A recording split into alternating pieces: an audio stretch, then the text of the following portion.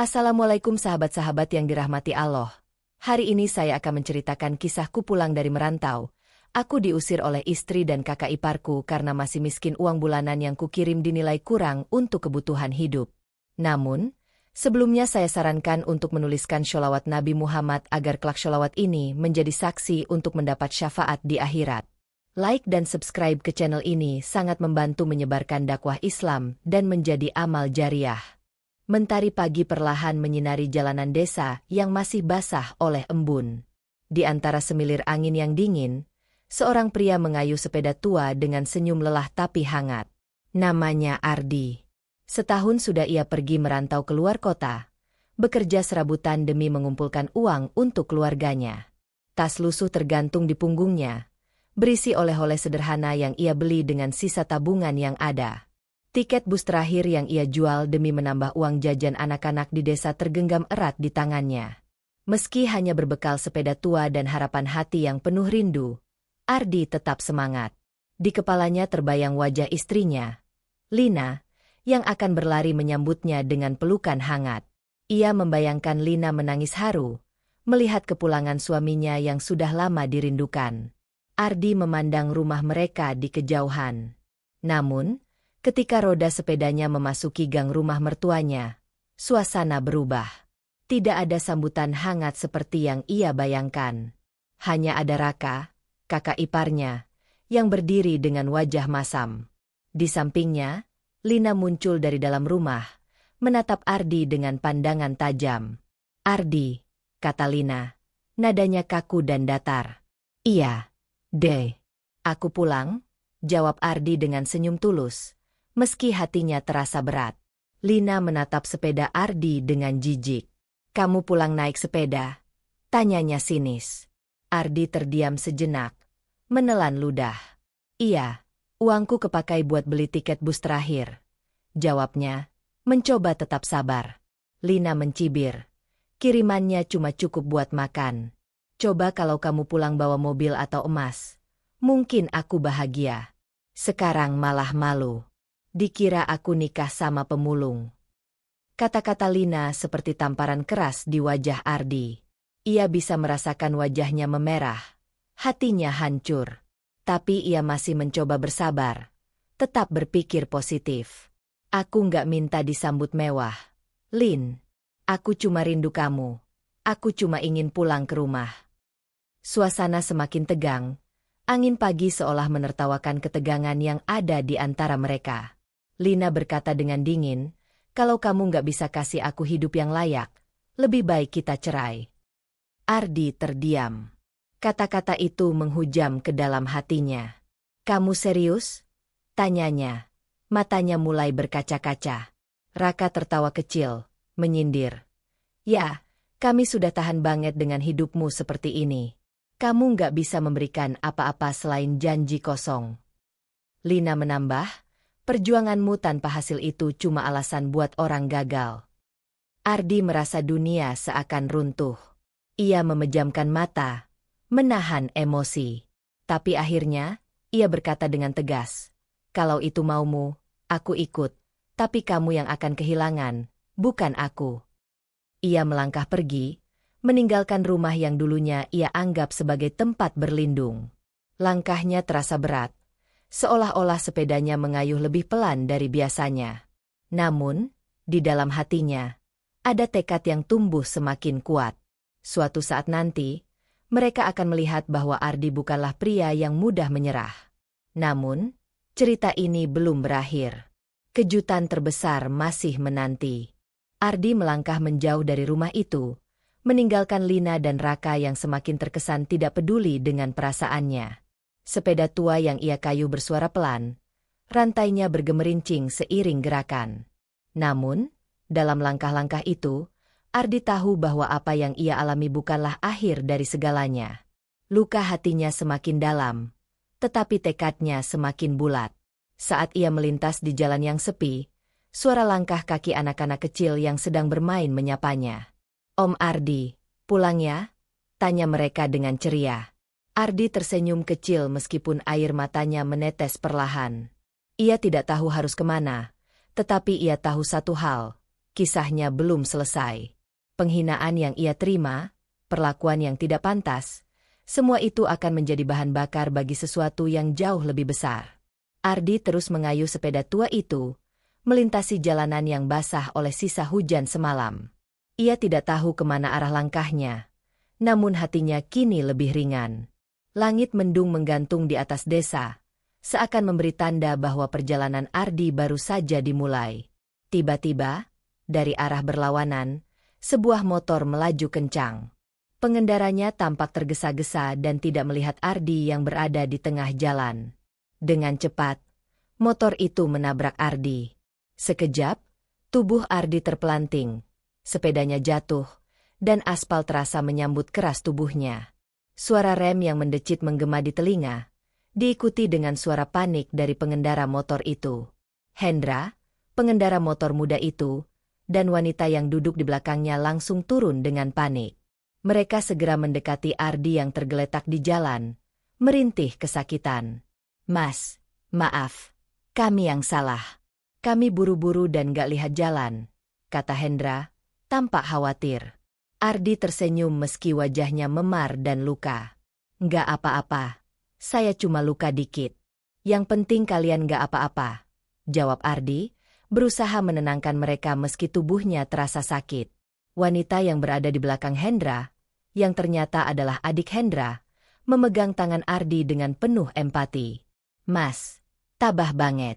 Padahal kami yang bikin celaka," katanya dengan mata berkaca-kaca.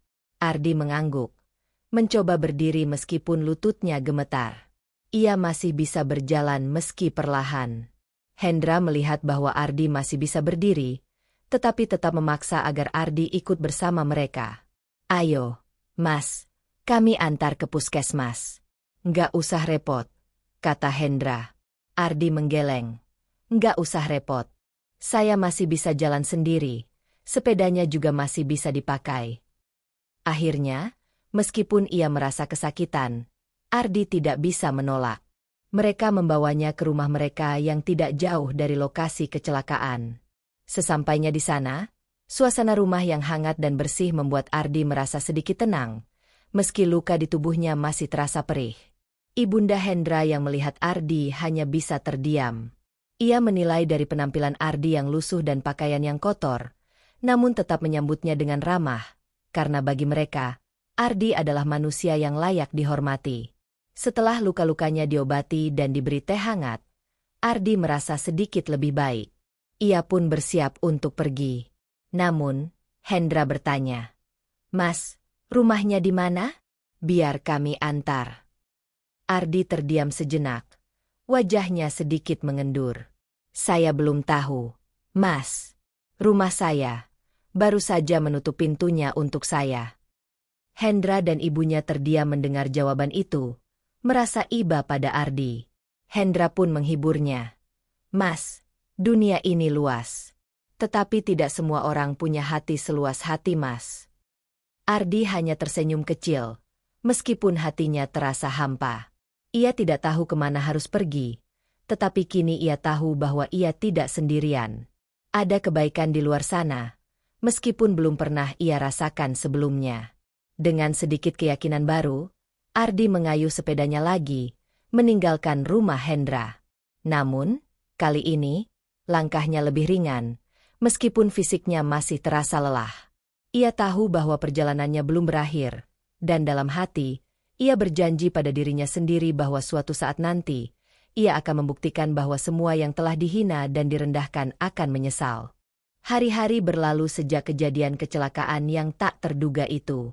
Ardi kembali melanjutkan hidupnya, meski perjalanan hatinya terasa lebih berat dari sebelumnya. Namun, kali ini ada secercah harapan yang mulai menyala di hatinya. Ia tidak sendirian.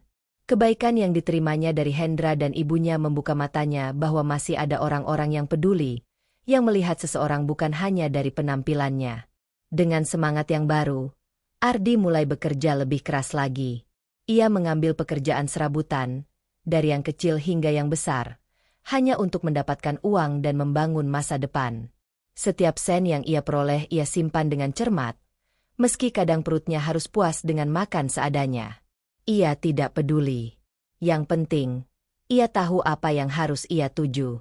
Sementara itu, kabar kepulangan Ardi dengan tangan kosong, hanya membawa sepeda tua dan pakaian lusuh, cepat menyebar di desa. Lina dan Raka, yang dulu menghina dan merendahkannya, kini mendengar kabar tersebut dengan sinis. Mereka menganggap Ardi adalah pria yang sudah tidak memiliki apa-apa, seorang yang gagal. Namun, Ardi tahu bahwa tidak ada yang bisa meremehkan perjuangannya. Semua itu hanyalah ujian sementara. Beberapa bulan kemudian, perubahan mulai terlihat pada Ardi. Ia mulai menabung lebih banyak, mengambil kesempatan yang datang, dan berusaha memanfaatkan setiap peluang yang ada. Semua yang dulu ia impikan kini mulai terwujud. Ardi membeli sebuah rumah mewah.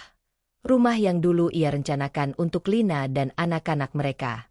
Ia membeli mobil baru, sebuah SUV yang kini terparkir rapi di garasi rumahnya yang baru. Namun, Ardi tidak ingin hanya menikmati hasil kerjanya sendirian.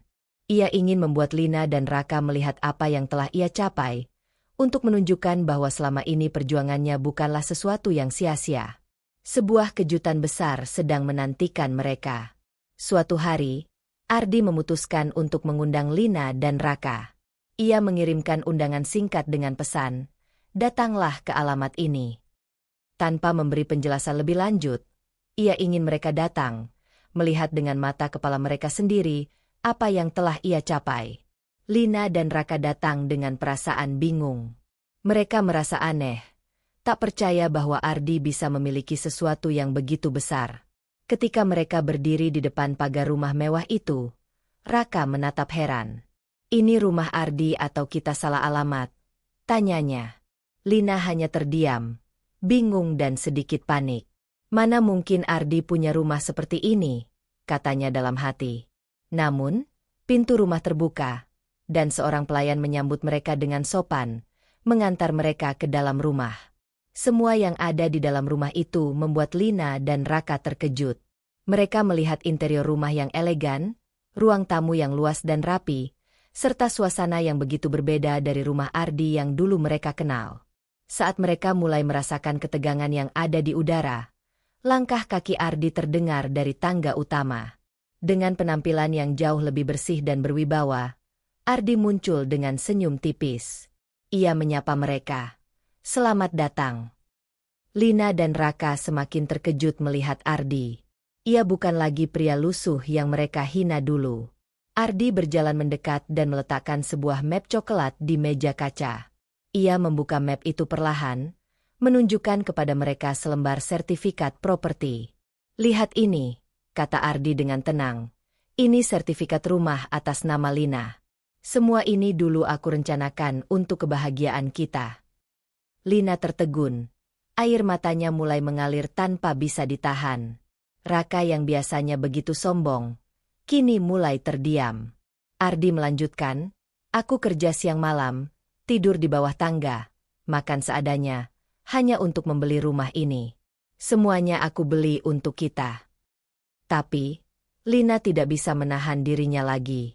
"Ardi, aku salah," katanya sambil terisak. "Aku benar-benar salah." Ardi menatap mereka dengan tatapan tajam, namun tenang. "Kenyataannya, kalian bahkan malu melihat aku naik sepeda.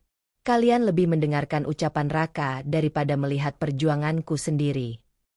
Raka yang mencoba menyela, merasa seperti tersentak. Ardi mendekat dengan langkah tegas.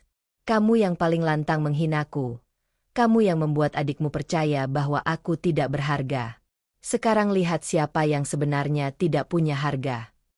Lina jatuh berlutut, menyesali semua kata-kata yang pernah ia ucapkan. "Ardi, aku salah. Aku benar-benar salah." Air matanya semakin deras, membasahi lantai marmer yang mengilap. Ardi tetap tenang, meskipun hatinya sedikit terguncang. Ia mengambil kembali map coklat itu dan menutupnya perlahan.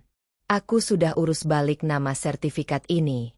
Hari ini juga aku akan ubah atas namaku. Kamu tidak lagi punya hak di sini, Lina." Lina mencoba memohon, "Tolong jangan lakukan ini. Aku nyesel. Aku benar-benar menyesal. Raka hanya bisa berdiri kaku, tak mampu berkata apa-apa. Semua yang dulu ia katakan kini terasa seperti bumerang yang menghantam dirinya sendiri. Ardi menatap mereka satu persatu dengan tatapan yang penuh makna.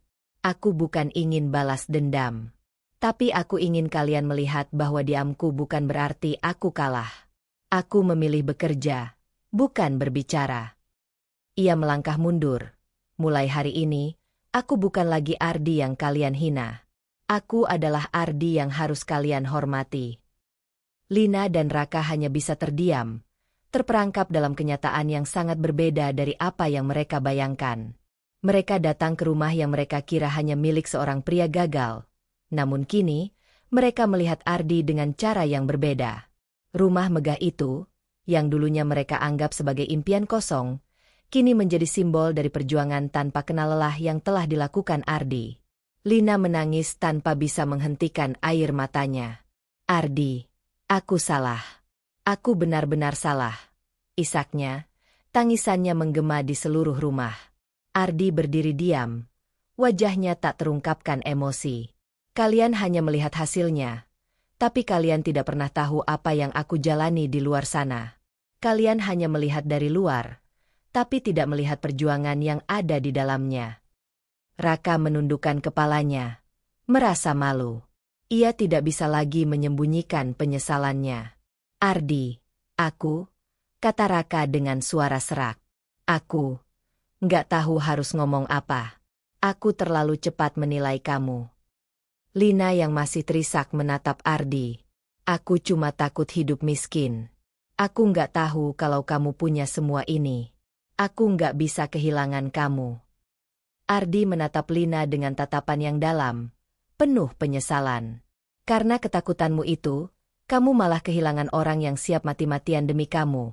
Jawabnya dengan tegas, namun ada sedikit getaran di suaranya. Namun ia berusaha menahan emosi itu. Ia tidak bisa terpengaruh lagi oleh kata-kata Lina. Setelah beberapa detik yang terasa hening, Ardi mengangkat tangan dan berkata dengan pelan, aku nggak pernah menuntut kamu harus percaya padaku. Tapi aku kecewa karena kamu tidak mau mencoba mengerti aku. Kita ini sudah begitu jauh. Aku sudah berusaha, tapi sekarang semua itu sudah terlambat.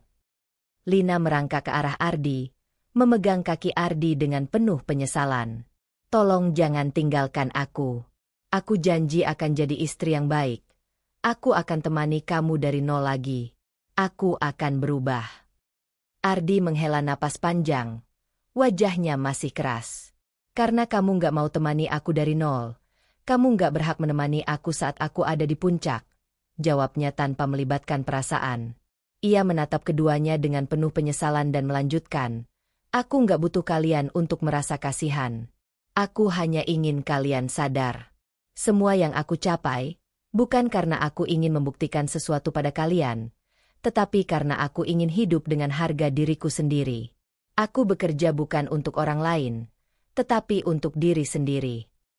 Lina menatapnya, seolah tak percaya apa yang didengarnya. Tapi Ardi, kita pernah punya impian bersama. Kita pernah berjanji untuk saling mendukung. Ardi tidak berkata apa-apa lagi. Ia hanya menatap mereka dengan penuh kesedihan. Namun, keputusan sudah diambil, dan hatinya sudah tidak bisa dibalikan lagi. Sebelum meninggalkan mereka, Ardi mengangkat sebuah map coklat yang ia pegang sejak tadi. Sertifikat ini sudah aku urus. Rumah ini sudah tidak lagi menjadi bagian dari kita. Semua ini atas namaku, bukan lagi atas nama kamu, Lina. Ucapnya dengan tegas. Ia mengangkat lembar surat itu di depan mereka, seolah memberikan kenyataan yang tidak bisa dibantah. Lina dan Raka hanya bisa terdiam. Mereka tidak tahu harus berkata apa lagi. Semua kata-kata mereka terasa hampa sekarang. Ardi bukan lagi orang yang mereka kenal dulu, dan kini, mereka harus menerima kenyataan itu. Ardi memutuskan untuk pergi. Aku nggak butuh kalian untuk kagum padaku. Aku hanya butuh kalian sadar. Diamku selama ini bukan berarti aku nggak bisa bersuara. Aku hanya memilih bekerja, bukan berbicara. Lina menangis semakin keras. sedangkan Raka hanya bisa diam, tak mampu berkata apa-apa. Ardi meninggalkan rumah itu dengan langkah pasti, meskipun hatinya terasa sakit. Tetapi kali ini, sakitnya bukan karena perasaan terhina, tetapi karena keputusan yang sudah diambil dengan penuh ketegasan.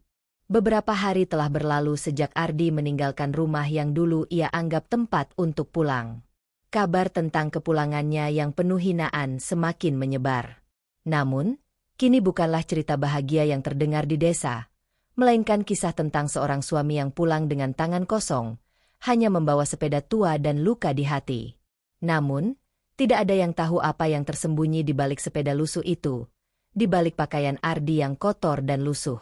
Tidak ada yang tahu betapa banyak pengorbanan yang telah ia lakukan untuk mencapai titik ini. Kejutan terbesar masih menanti mereka yang meremehkan dan menghina Ardi. Hari itu, Ardi berdiri di depan sebuah bangunan 2 lantai yang belum lama ini selesai direnovasi. Sebuah rumah megah bergaya minimalis berdiri tegak di sebuah kompleks perumahan elit, tak jauh dari kota. Di tangannya, Ardi menggenggam sebuah map berisi surat penting, sertifikat rumah, dan BPKB mobil, semua atas nama Lina. Ini semua dulu aku rencanakan untuk kebahagiaan kita, gumam Ardi pelan, matanya menatap kosong ke arah rumah itu. Tapi sekarang semuanya punya makna yang berbeda.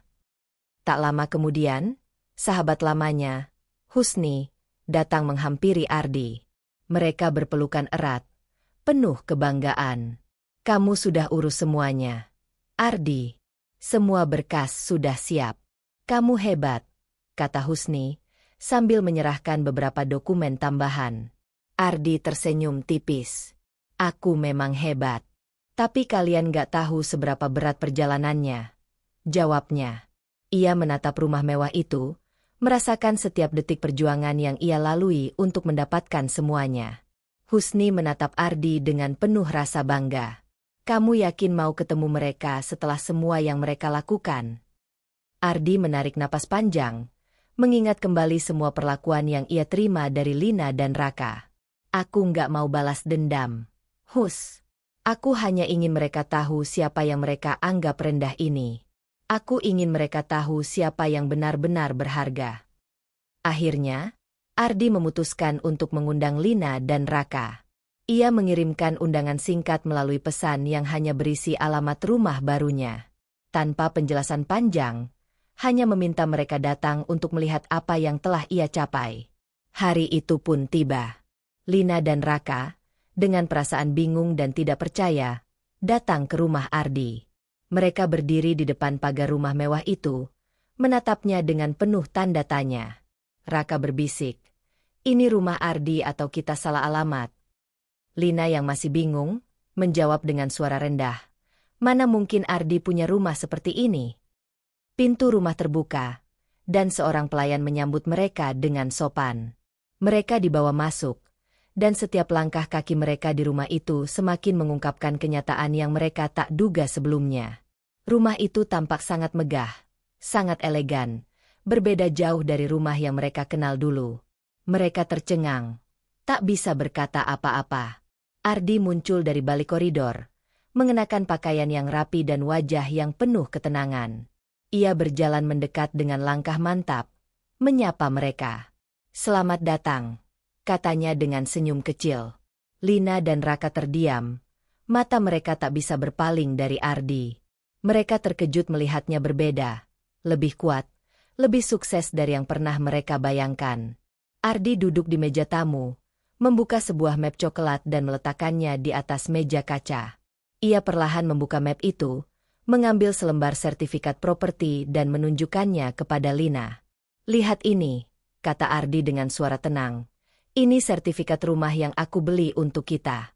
Semua yang aku impikan dulu. Aku beli rumah ini, beli mobil itu, semuanya atas nama Lina. Semua itu aku lakukan untuk kebahagiaan kita." Lina tidak bisa menahan air matanya lagi. Ia terisak, menyesali semua kata-kata yang pernah ia ucapkan. "Ardi, aku salah. Aku benar-benar salah." Isaknya. Air matanya mengalir deras, membasahi lantai marmer rumah yang elegan itu.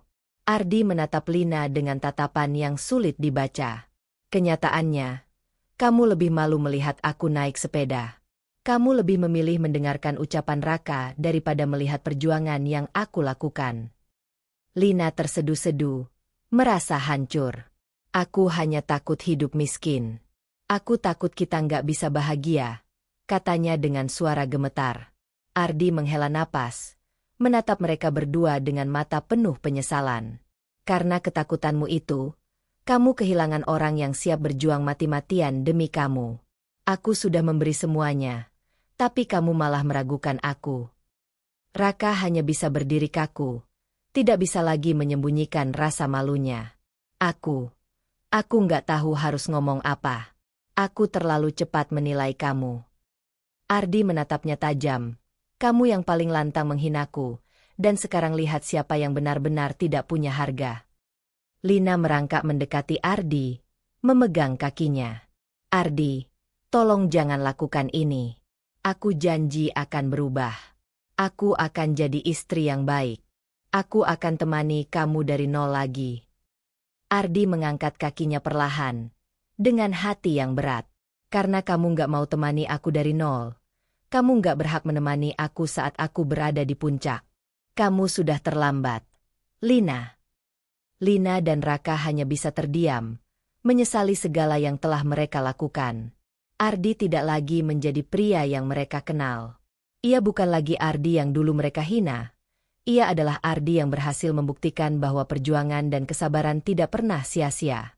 Ardi menatap mereka untuk terakhir kalinya sebelum berbalik, meninggalkan mereka dengan penyesalan yang tidak akan pernah mereka lupakan. Setelah meninggalkan Lina dan Raka dengan penyesalan yang mendalam, Ardi melangkah pergi. Langkahnya mantap, hatinya penuh dengan kedamaian yang belum pernah ia rasakan sebelumnya. Ia tidak merasa bangga, tetapi merasa lega. Segalanya telah diputuskan, dan ia tahu bahwa perjuangan yang tak terlihat selama ini akhirnya membuahkan hasil. Semua yang ia harapkan akhirnya menjadi kenyataan. Ardi kembali ke rumah mewahnya yang kini terasa benar-benar menjadi rumah, tempat yang ia bangun dengan keringat dan air mata. Namun, ia tahu bahwa perjalanannya belum selesai. Kejutan besar yang ia rencanakan belum sepenuhnya tercapai. Ia masih ingin menunjukkan pada dunia bahwa ia bukan orang yang mudah ditentukan oleh penampilan atau pandangan orang lain. Beberapa minggu berlalu, dan kabar tentang perubahan Ardi mulai tersebar di seluruh desa. Orang-orang yang dulu meremehkan dan menilai rendahnya mulai merasa bingung dan bertanya-tanya. Mereka tak bisa lagi menyembunyikan rasa malu, karena kini Ardi adalah simbol dari seseorang yang telah berhasil menaklukkan dunia dengan kerja keras dan ketulusan. Namun, Ardi tetap tenang, tidak terpengaruh dengan apa yang orang katakan tentangnya. Dia tidak menginginkan pujian, tetapi ia ingin mereka belajar untuk tidak pernah menilai seseorang hanya dari luar. Setiap orang punya cerita, dan setiap cerita memiliki pelajaran yang berharga. Ardi mengerti bahwa perjalanan hidupnya adalah bukti bahwa tidak ada yang sia-sia jika seseorang mau berjuang. Pada suatu pagi yang cerah, Ardi duduk di balkon rumahnya, menikmati secangkir kopi yang mulai dingin di tangannya. Matanya menatap langit yang kini mulai cerah, setelah berhari-hari mendung menyelimuti perasaan hatinya. Ia merasa bebas, bebas dari penilaian orang lain dan bebas dari beban masa lalu. Tiba-tiba, ponselnya berbunyi. Sebuah pesan masuk dari Husni, sahabat lamanya. Kamu luar biasa, Ardi. Semua orang yang pernah meremehkanmu sekarang lihat betapa hebatnya kamu. Ardi tersenyum tipis, membalas pesan tersebut dengan singkat. Aku nggak butuh mereka kagum. Aku cuma ingin mereka sadar. Ia meletakkan ponselnya, menatap keluar jendela. Di kejauhan, ia melihat beberapa anak kecil yang sedang bermain, tertawa ceria. Ardi menyadari bahwa kebahagiaan tidak selalu datang dengan kemewahan, tetapi dengan ketulusan dan perjuangan. Ketika senja tiba, Ardi duduk di balkon sambil menatap langit malam yang mulai bertabur bintang. Angin berhembus pelan, menggoyangkan tirai tipis yang ada di belakangnya. Di bawah sana, mobil SUV hitam miliknya terparkir rapi di garasi. Rumah yang dulu ia impikan kini berdiri kokoh, menjadi simbol dari semua perjuangan yang telah ia jalani. Ardi menatap keluar jendela, merenung sejenak. Semua yang ia miliki hari ini bukanlah karena keberuntungan, tetapi karena kerja keras yang tak pernah berhenti. Ia tahu bahwa perjalanan hidupnya akan terus berlanjut, tetapi kali ini dengan keyakinan yang lebih kuat. Ia tidak perlu lagi membuktikan apapun pada siapapun. Semua yang ia lakukan selama ini adalah untuk dirinya sendiri, untuk martabatnya, dan untuk harga dirinya. Dan kini, ia tahu, dunia akan mengingatnya bukan sebagai pria yang dulu mereka hina, tetapi sebagai seorang pejuang yang tak pernah menyerah. Dengan langkah pasti, Ardi melangkah ke dalam rumah, meninggalkan balkon yang sepi. Di dalam hatinya, ia tahu bahwa segala pengorbanannya selama ini telah membuahkan hasil yang manis. Ketika waktu yang tepat datang, semua orang yang pernah meremehkan dirinya akan menunduk dalam penyesalan. Karena Ardi bukanlah pria yang mudah dikalahkan. Dia adalah seorang pejuang yang tak pernah berhenti berusaha.